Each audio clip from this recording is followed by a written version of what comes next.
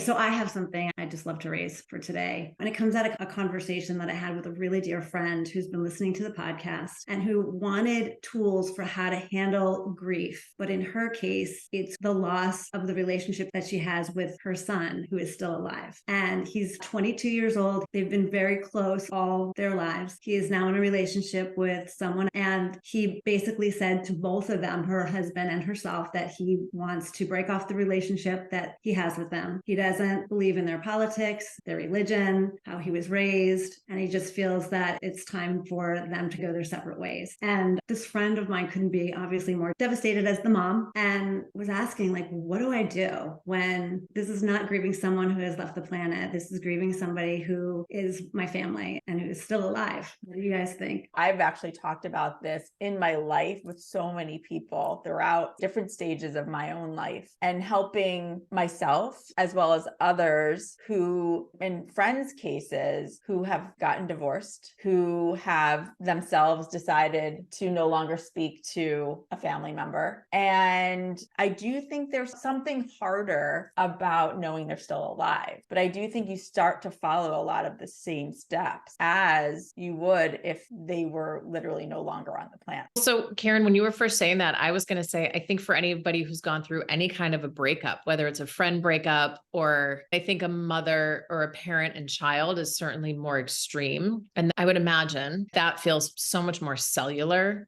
The thing about I think any of these is the dream of what we think we're going to have with that person. And that's so much of what we're grieving is like the idea of the future that we wanted to have with them. So for her to not be at her son's wedding has got to be crushing, because since he was a little boy, I'm sure she was dreaming about his wedding. But I also think that I'm going to get this wrong when they say like relationships come a season or something. Yes, I do know, a season, a reason, a lifetime, or Yes. Something like that. I think that for so many people, we don't last forever, but when it's cut off on one end and it's not mutual, it feels so hurtful. And this goes back to our beliefs, right? Like I'm imagining for your friend, Karen, there's a lot of, I wasn't a good enough mom, leader, right? It's like in a relationship, when someone breaks up with us and doesn't want to be with us anymore, it's, oh, he's going to go find somebody that's better because I wasn't enough. And if we're really getting honest with ourselves, we know intellectually there's probably some things that are off mutually, but it's so easy for our inner child to take over and say, see, I told you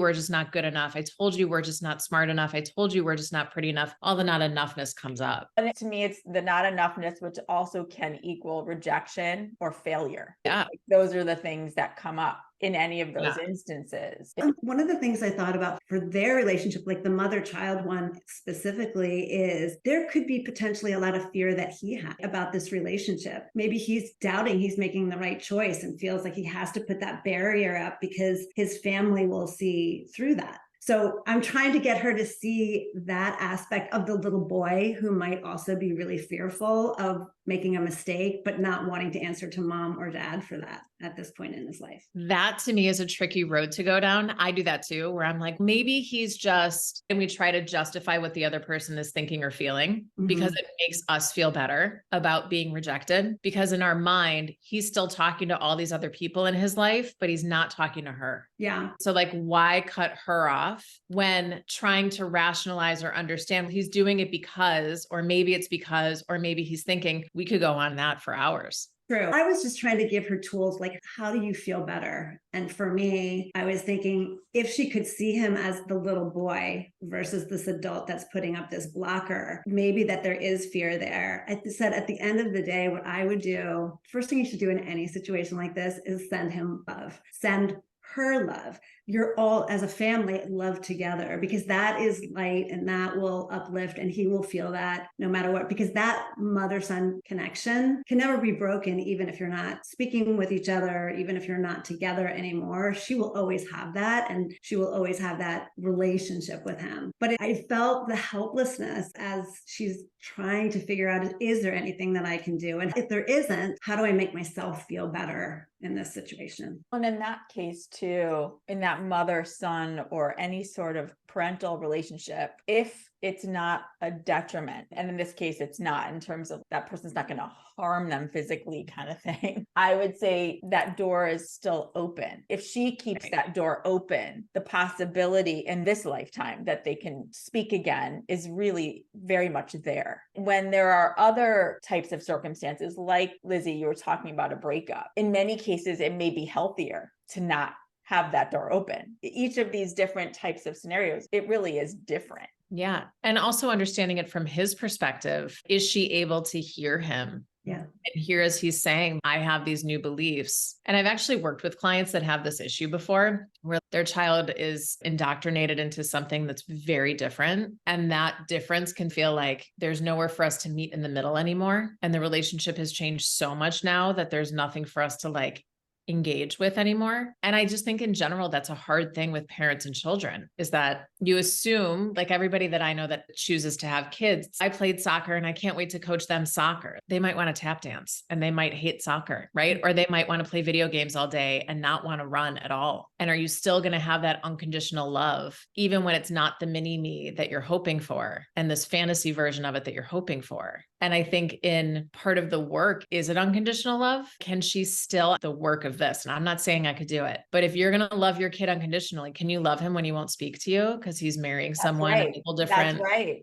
And I would say to what you just said about working with different clients right now, in our culture right now, in the way that politics and different viewpoints are even more extreme than they have been in a really long time, where you hear more of it. I would imagine, and I don't know this particular case, Karen, but I think that a lot of people listening within their families that are just on different sides of things, and they make this choice to just, instead of accepting each other's differences, they're just not going to talk anymore. So it's really hard. It really is. And I even know with my own kids, I was raised a certain way to do things in a certain way, and they have chosen not to do it that way. And I think we talked about this a couple of weeks ago, even, is like, when as a mom or even as a sibling, can you let go of the expectations that you have of how your relationship used to be and allow them to become and do and be whatever they choose to be? And still, we were saying before, be there always with that unconditional love. It doesn't mean that you have to believe in what they're doing, agree with what they're doing, but your role at the core is just to be that loving and loving them. I think, again, the hard part is that we want to share space with somebody, right? Like we want to share, like when we say, just send him love, just whatever it is, even if you're not in his presence, send him love. But the ache is, but I like the way I feel when you're in the room with me. I want you in the shared space with me. And when you're not in this container with me, then what? So it's, I think it's the expectation, right? Of, but you're going to be at holidays because that's what family does. And he's no. And just what came to me when you just said that, because now there is maybe many years where they're not in the same space. Can you find in that unconditional love, can you find the gratitude for the times you did share the space?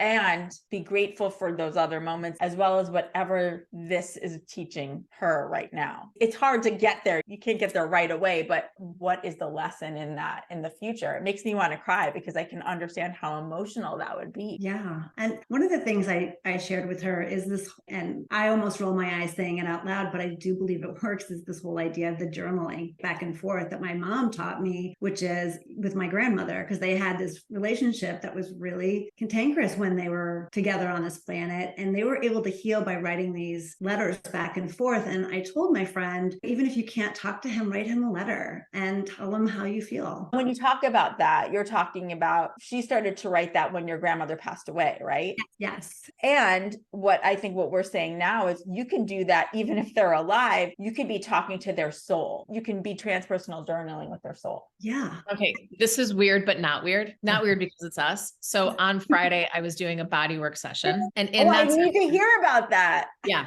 In that session, I got this like weird knowing, this flash came up of something that I said to the guy that I just went through the breakup with this summer that I needed to clear up. This is all in the midst of, we were just in that 8-day between Rosh Hashanah and Yom Kippur. We're in the Jewish religion. We're taught to reflect and make amends and clean things up that we needed clearing up. And I went through this whole mind game of, do I write the letter and apologize? Or is it enough that I'm just saying it in my head? Because the last time we spoke, it was like, let's not speak for a while and let's just give it some space. And so I wrote this whole thing and on Saturday morning, and I edited it 8,000 times, as one does. And I went back and forth and I ended up just sending it because, one, I was doing it for me so that my sidewalk was clean. And I really was clear on, I don't feel like I'm the one that owes the big apology in the relationship, but there were things that I was not feeling 100% on. And so I think, Karen, for your friend or for anyone who's in sort of the grieving space, if you're the one who got broken up with, I think still making sure that your side of the street is really clean is helpful. So where can she take accountability for, where did I put my beliefs on you? Where did I put my expectations on you? That's on me. And I own that and apologize for it. And moving forward, I don't want to do that anymore. And then also letting it go. If I never hear back from this, that's okay. And what happened for me was like, I got a brief email back. It was all fine. And it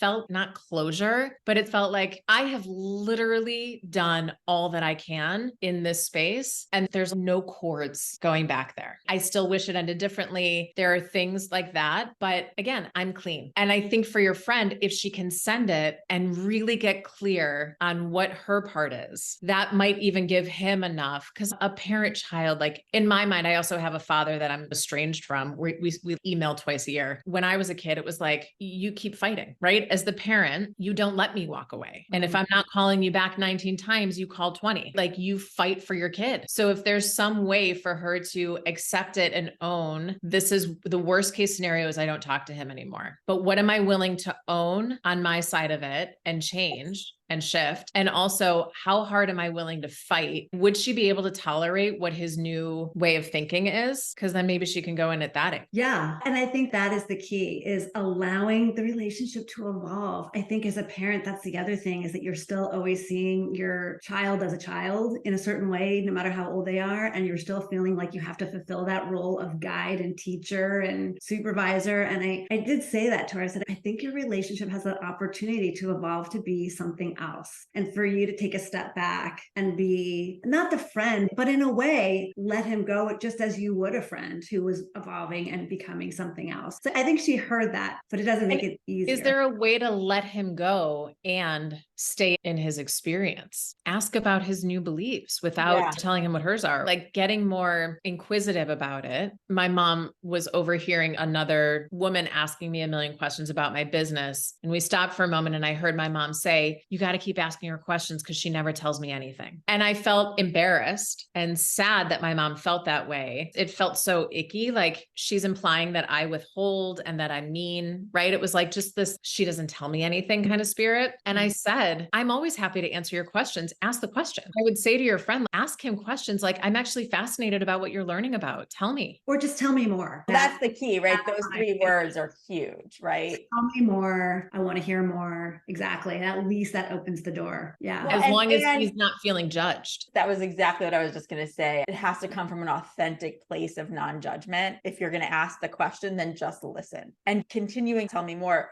Don't try to then put your own beliefs or your own judgment on that. And then the other thing I would say, back to what you were talking about, Lizzie, which is writing that letter. I think for some people, they may not end up sending it, and that's okay too. It still gets that out of your system and the energy is out, which is helpful. You may be really surprised what happens sometimes when you don't even send it.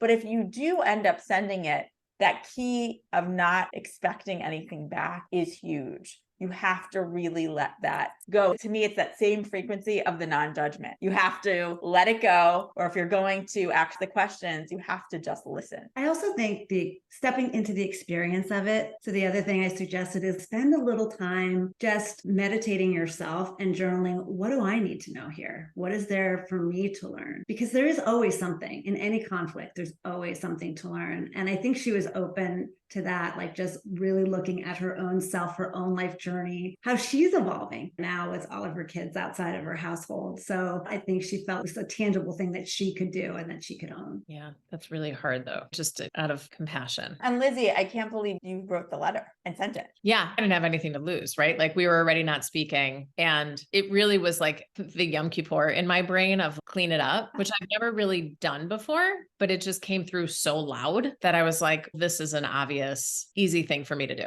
I think So it was more like a practice what you preach. Yeah. Such a beautiful holiday for you guys It to is. have. I mean, I envy that in a way, because I don't, in the Catholic world, we don't have anything like that. And I think it's so cleansing and it's such a good opportunity. I genuinely mean this with all due respect. The thing that drives me a little bit nuts about the way that I've experienced the religion is that in services, I noticed this year in particular, there was like a moment of reflection where you're supposed to go in and do it for yourself and think. And it was like maybe 10 seconds before the cantor and choir started singing. So like instantly I was distracted. And I think it's more go home and do this on your own. Yes. But there isn't really a how to, right? There's no container, just in the same spirit of these are the steps you take to grief. What are those steps? If someone has died, what are the steps that you take? Because I think most of us are just like zombies for the first few days or weeks. And then you start getting your head out of water. But I don't think anyone ever talks about what the actual steps are. Unless you really look for them. I know in my own coping with grief as a child, I met with a grief counselor. And so we did go through that. So I think the resources are out there if you're looking for them. We just actually had a woman on who started this organization Helping Parents Heal. And she's had 2 children transition to the other side. And on our podcast, she actually gave 10 ways of starting to cope and heal. However, you have to look for those. No one teaches them to you unless you look for them and it's time. Isn't this mind-boggling that we teach religion and the like, this is what you do on this holiday. These are the steps that you take. Or we teach this is how to spell and this is how to write a 5-paragraph. How to do algebra 2. I'm looking at Bella, who I'm like, you're never even going to use algebra 2 because I know you and this isn't the field you're going into. So it is but interesting. We don't teach about grief. Like Exactly. every human being is going to experience heartbreak. Yes. That's why we talk about all this stuff here, right? Because there's so many tools that we can use in the grief process. The journaling that we just talked about, the sitting with ourselves, and what am I supposed to be learning from this experience? All of these things are tools to help us sort through. And I just want to again point out that grieving doesn't have to mean someone literally physically died. Grief is a breakup. Grief is this kind of potential relationship rift between somewhere in your family. Grief is, for me, leaving my job at Oprah. I had to grieve that. And that was a real thing, right? We all have different levels and different experiences with grief throughout our lives, as you're saying, Lizzie, and nobody teaches it unless you look for it. Yeah. I think it's a hard one because nobody wants to really dive into that stuff. There's nothing sexy or fun or juicy about it, but it's essential. It is. I think until you go through it, that's when you need those coping skills. What I love about Helping Parents Heal is it's the only organization that's out there that really believes in utilizing mediums in the grieving process. So they have these incredible vetted people who they connect with, grieving parents, to help them connect with their children. And in 2 of our podcasts, we've talked about that and how that is a tool that can really help people know that their loved ones don't die. And what I love that she said, which was that, and actually help parents heal. She actually believes you can heal yourself by utilizing these resources and then go on to live your life and having this relationship with your loved one on the other side. So it's a different way of looking at things. Hopefully this has helped others look at their different relationships and or endings in relationships for people that are still living in a different way. Okay, what else? Can we talk about the body work for a minute? Yeah. Tell us about what that was. So I don't know the name of it, which is probably not helpful, but I had a session with Matt Kosterman and it's not myofascial, but it's like along those lines where it certainly wasn't massage. And before we started, I went through this whole Q&A form thing. Where is it okay to touch? Where is it not? The pain level should be like a 7. It shouldn't exceed a 7. So there was a lot of communication about here's what you might feel. And then before he would put a hand anywhere, it was like, okay, I'm going to use my elbow on your back now. And here's like, he would put his hand where it was going to go, or like, okay, I'm moving over to your left side now. So there was a ton of communication, which felt great. And everything was fine. And it felt like a really deep tissue, hard massage. There were certain parts where I was like, I think you might crack a rib soon. So chill. He wasn't, and he wasn't even near a rib, but it was like, I can't breathe. And I know this is the breath that you want to do when it's feeling like that. And then, so I've had this whole thing with my left glute hip area that's been troublesome. And he was on my left calf. which like, who cares? It's just my calf. I almost jumped off the table. I was about to start screaming. And then literally in my head was like, let it the fuck go already. And just started sobbing. Wow. Like I knew that it needed to come out. And I think he even said, Lizzie, come on, let it go. And because my face was in the cradle, it was like, okay, he's not watching me ugly cry. So that's fine. And I was fed up. I was done. I was like, I got to get this out of me. And what came through was this power that feels like it's moving through me and that I will be holding. Feels like the second I step into it, like darkness rushes in to get you. That dark forces, dark entities. I literally saw like getting chopped off at the knees. And it's been a recurring theme that's come up with me. 2 steps forward, someone will come for you. And seeing that as he's pushing this thing out of me. And just when I thought he would stop, it would go back to the top. And it was like squeezing something out of a tube of toothpaste that did not want to move. Yeah. So that was really fascinating. So how are you feeling since? Emotionally and energetically the same, but that was just Friday. And my leg was really sore for 2 days, like just to the touch. It felt like a really big black and blue mark. Wow. And that stopped. It just feels like there's a lot moving right now. So it's like still getting there. What was the object? What do you go in there? Do you have to go in there with an intention? Is it like a massage where they're just finding things that come up? Is he just looking for emotions being embedded in your body? The way he was describing it, we know about the fascia, and then there are things that are connecting the fascia. So I always think of fascia as, this is gross, but that thin, slimy layer that when you're cutting chicken. Yeah.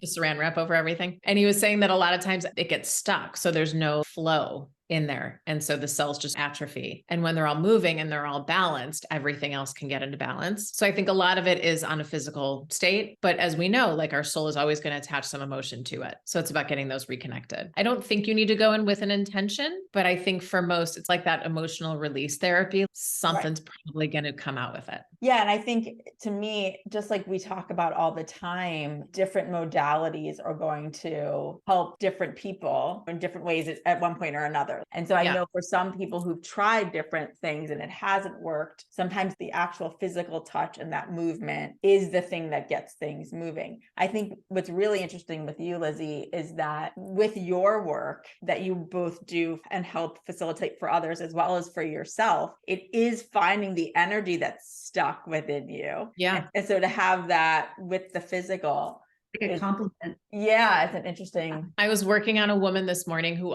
she does work similar to what I do. And I was shown that because what am I going to do for her? She's an expert in the field. What am I going to be able to bring to her that she hasn't already noticed? And what I was shown was those like deep pockets, either in your car or like in the refrigerator, when you pull all the food out and you're cleaning out like the drawers and the spaces in your refrigerator, there's always like a back little section that you need like a Q-tip to get the gunk out. They were like, you're going into those places for her. So for those of us that are always doing this work, sure, we're always clearing, we're always shifting, we're always moving, but there's stuff that we can't see because it's in the darkness in the back and you need a Q-tip to get to it. And for me, at least, other people coming in to help and facilitate really is useful because it just becomes rote. Like I'm just singing the lyrics of the song, like in Temple, where I'm just singing the lyrics and I look down and I'm like, that's what that means? No, I actually don't believe that, but okay. Oh, that's funny. Yeah. So it's about getting to that next layer. That's good.